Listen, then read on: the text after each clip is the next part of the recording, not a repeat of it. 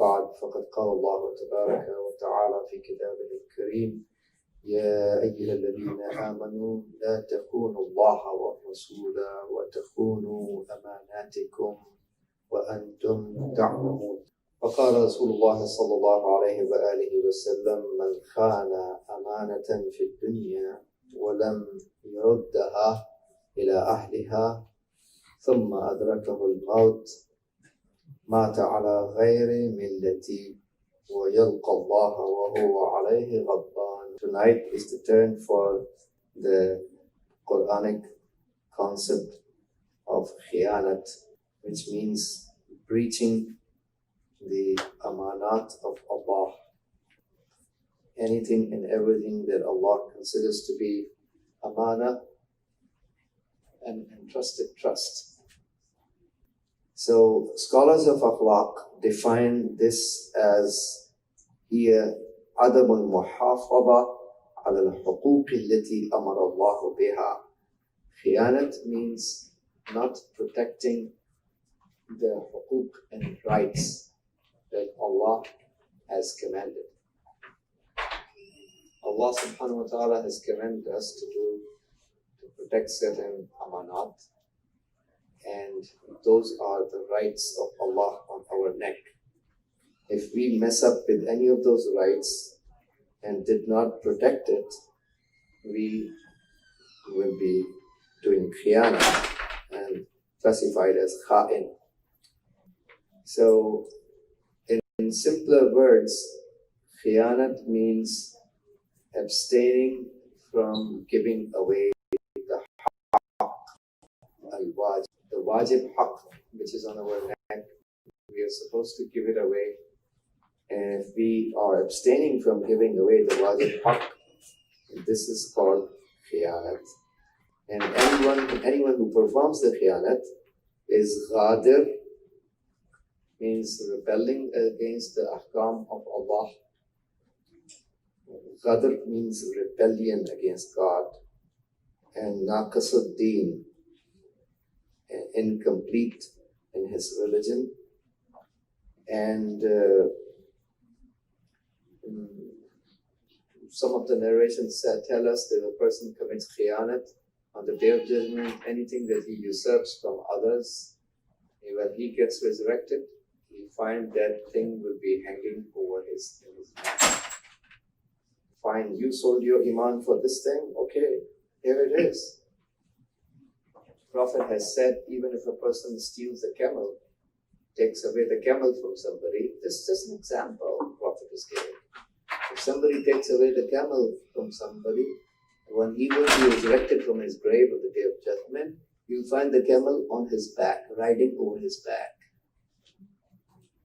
So, man akhadha ardan bighayri haqqin, Rasulullah sallallahu alayhi wa sallam said, man akhadha ardan bighayri haqqin kullifa an yahmila turabaha ila al-mahshar. Whoever usurps a piece of land without his right to it, he will be obliged to carry that land on his back. You sold your faith for the sake of this piece of land. Okay, carry this soil on your back. So, khiyanat is with any of the huquq and rights of Allah. So, the hadith of the Prophet, which I recited in the beginning, sallallahu alaihi wasallam, he said, "Man khana amanatin fi dunya." Whoever does khiyanat towards any amanat in the life of this world, and he did not return it back, ila ahliha, towards its owner, and then he dies, mata ala ghayri millati, he dies away not on my nation. That means not on the millat of Islam. It's nothing to do with Islam. Morals. Islam is a religion of ethics. Islam is a religion of justice and peace and taking care of the rights and caring about the humanity. So he has nothing to do with Islam. وَيَلْقَ اللَّهُ وَهُوَ عَلَيْهِ غَضْبَانٌ. He is going to meet Allah while Allah is angry upon him. لا تخن. Another hadith of the Prophet says, sallallahu alayhi wa alihi, لا تخن من خانك فتكون مثله. Do not do khiyanat towards the one who did khiyanat towards you. Otherwise you will be similar to him. So, in another hadith says that أربع لا تدخل بيتا واحدة منهن إلا خرب. So ولم يعمر بالبركة. Any house in which one of the four things enter, the house is bound to be devastated and is not going to be constructed with barakat and blessings of Allah. The first thing is khiyanat, and the second is sariqa. Was sariqa means theft, and the third is shurbul khamr, drinking alcohol, and the fourth one is zina.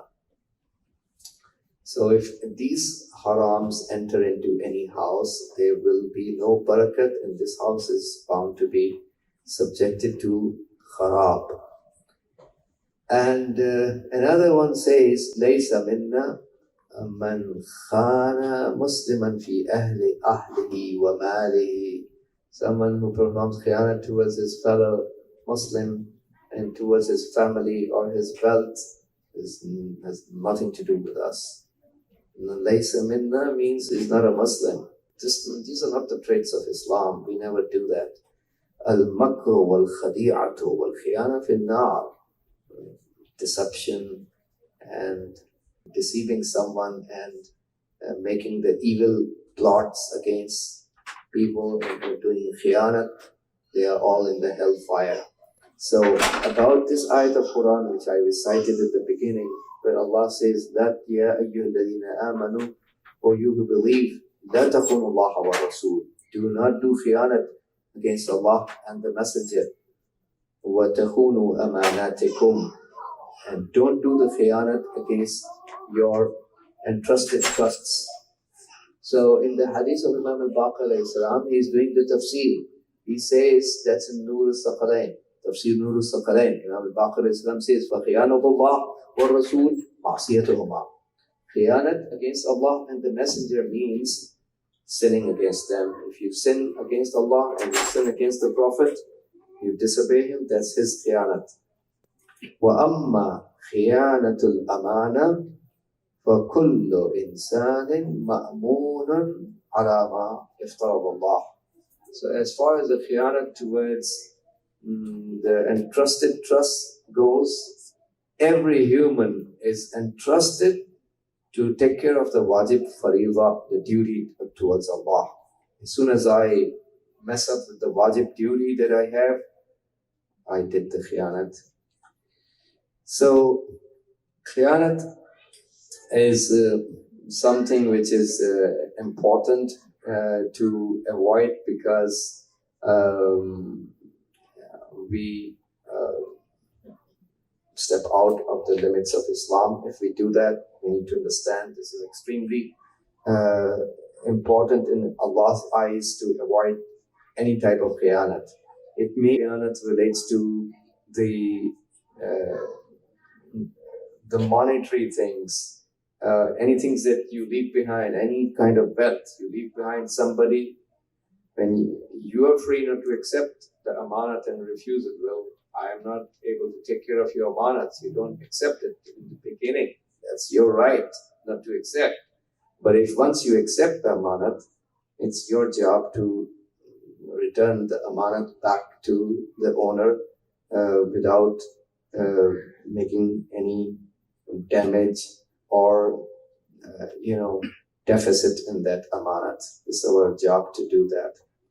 So the second thing is, so not returning back the amanat, the wealth or other properties of the people is a khiyanat. The second thing which is khiyanat is ifsha'u sirril mu'min.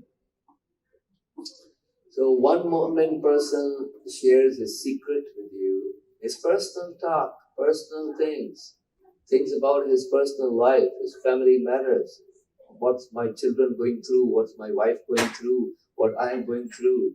I'm not supposed to tell the personal things of anyone to anybody. He doesn't need to say to me, hey, this is only just between me and you. He doesn't have to say that. Allah has already said it. There are principles of personal interaction that Allah and His Messenger has taught us. We are not supposed to share the things anyone else shares with you to others. We never share the secrets of anyone with anybody else. So, ifsha'u sirri akhika khiyana, the hadith of the Prophet ﷺ says, exposing the secret of your brother is khiyanat. That's the khiyanat number 2. Khiyanat number 3 is ma'siyatullah wa ma'siyatul rasul wal a'imma alayhim as-salatu was-salam. That means sinning against Allah, disobeying against the Messenger of Allah, and disobeying the Ahlul Bayt alayhim as-salam.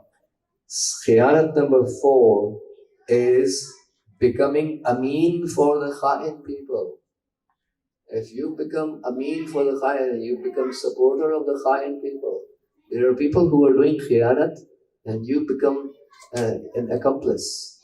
You become a supporter. You are helping them out in any which way. You are part of the whole game. So you are also a khain, even if you are personally not doing it, but you are assisting them to do it. So this is equal to khiyanat. And the hadith of Imam al-Jawad alayhi salatu wassalam, he says, كَفَى بِالْمَرْءِ خِيَانَةً أَنْ يَكُونَ أَمِينًا لِلْخَوَانَةِ. This is something which has to be very, very clear, because this is widely performed wrong in the society, generally speaking, that people become supporters of khiyanat, and they think we are okay because we are not doing it. Kafa bil mar'i khiyanatan. This much khiyanat is sufficient for a person that he becomes ameen. You're taking care of the trust of the khain people. So you are basically helping them out. Number 5, at-taqsir fi qada'i hajatil mu'min. If a mu'min wants you to help him out and at the time of his need, and you are not ready to help him out at the time of his need, you are a khain, right? Because you could have helped out a mu'min, but you failed intentionally when you were able to do it. This is khiyanat. In the hadith of Imam Sadiq alayhi salam, أَيُّمَا رَجُلٍ مِنْ أَصْحَابِنَا استعان به رجل من إخوانه في حاجة فلم يبالغ بكل جهده فقد خان الله ورسوله والمؤمنين. So Imam Sadiq ﷺ teaches us, if there is a man among our companions who somebody seeks help, one of his brothers seeks help from him about a hajat, a need, and he doesn't put his full effort to take care of that hajat, he perform khiyanat against Allah and His Messenger and the believers. So this is condemned. This is considered to be part of the khiyanat.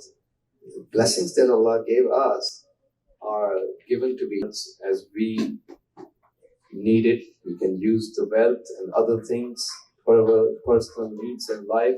Anything and everything which is more than our necessity has to be shared. And now if somebody is asking you for help, and you have more than what you need for your life, and you have more than that, but you're not ready to help out, whether it's just a helping hand, or with your wealth, or with your skills, or with your pen, or with your tongue, or with your movements, your help, practical help.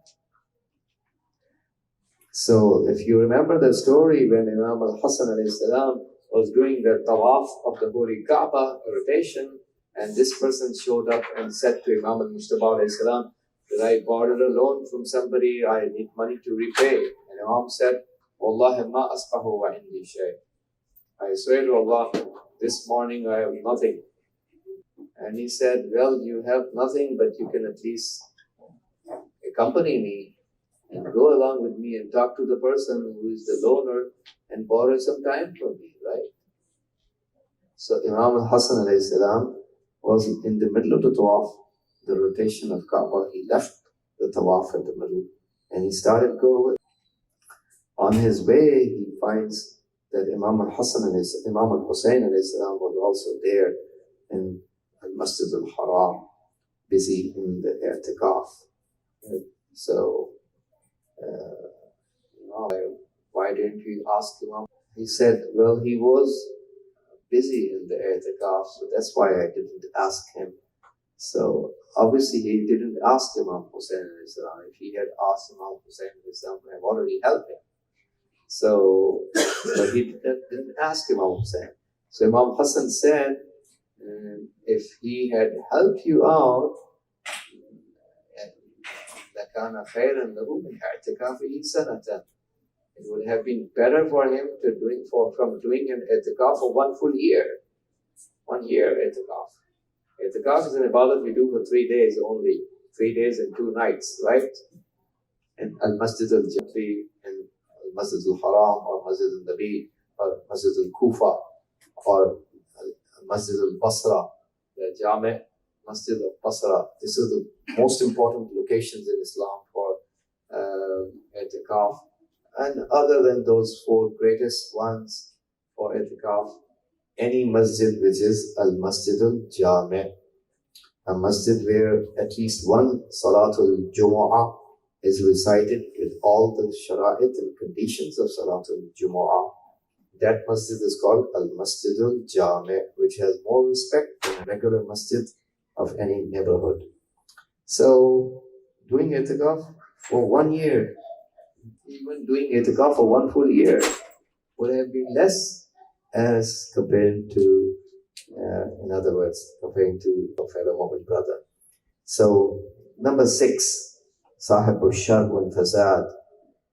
Anyone who spreads the shar in the community, evil, wal fasad and mischief in the community is a khain. Wal muta'alliq bil dunya, someone who's attached to dunya and its temporary belongings. Look at what Imam Ali alayhi salam said, that al khain man shaghala nafsahu bi ghayri nafsihi. What a beautiful statement. I love this statement. Although every statement of his is equally beautiful. Amir al-Mu'mineen alayhi salam says that Kha'in is the one who engages himself with anything other than himself. So anything other, why are you focused on other people? Why are you seeking faults in the personalities of others? Why are you engaged with the things of dunya and the material temporary things of this world? We need to be busy and focused on correcting our own spirituality, busy with our own souls, correcting our own selves, elevating and purifying our own souls.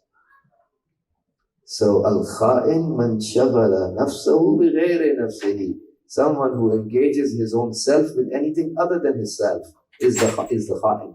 وَكَانَ يَوْمُهُ شَرًّا مِنْ أَمْسِهِ. And his day, that means his today. We are not supposed to have 2 of our days similar, right?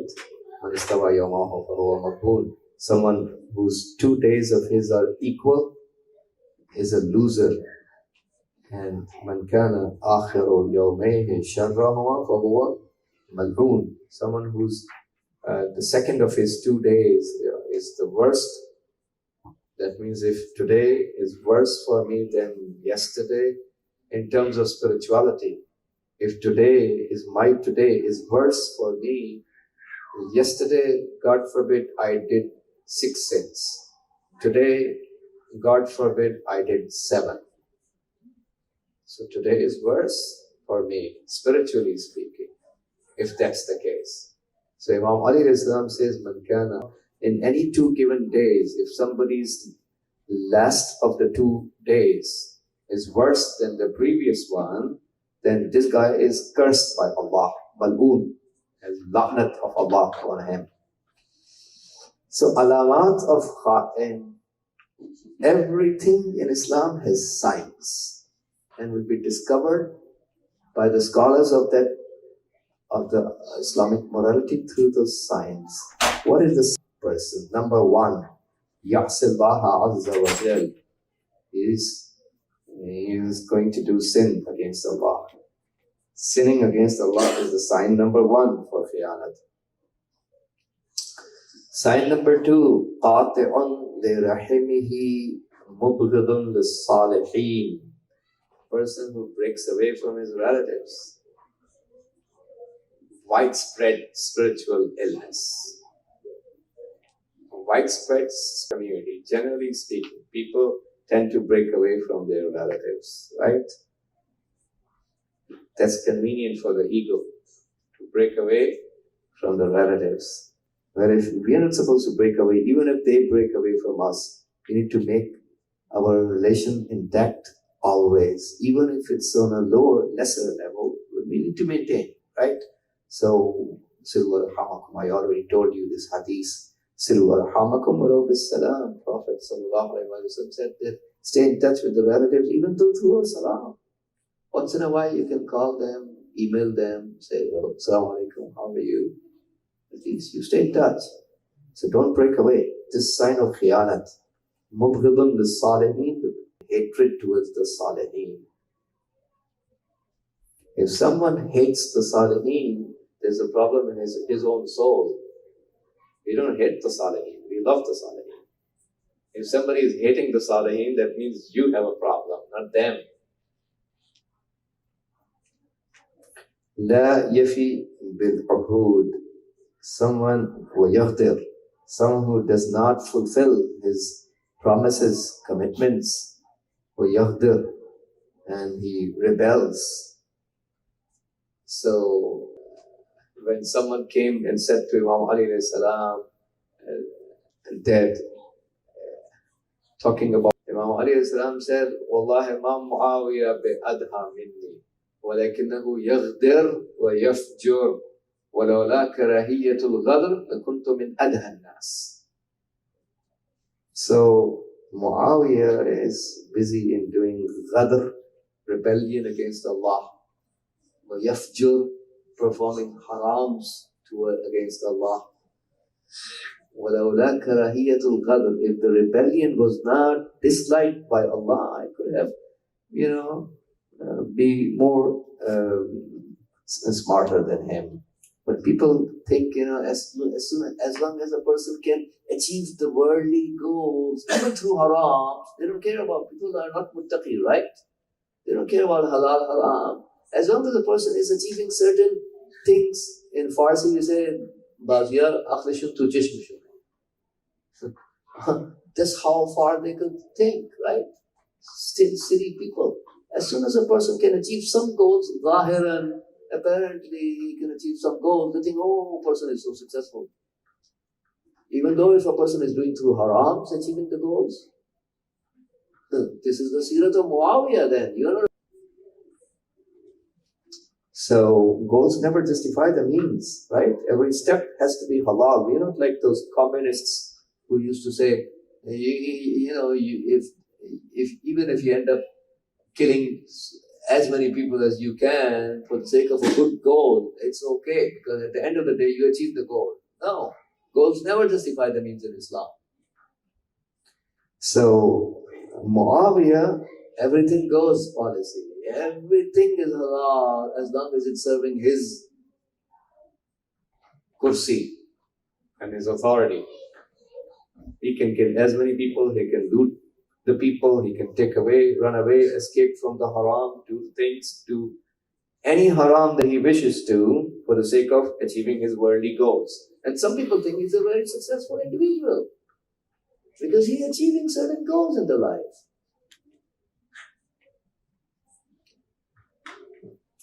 And you look towards Imam Ali's side, Khayanat after Khayanat done against him, breaching of the covenants, isolating him, boycotting him, and so on and so forth.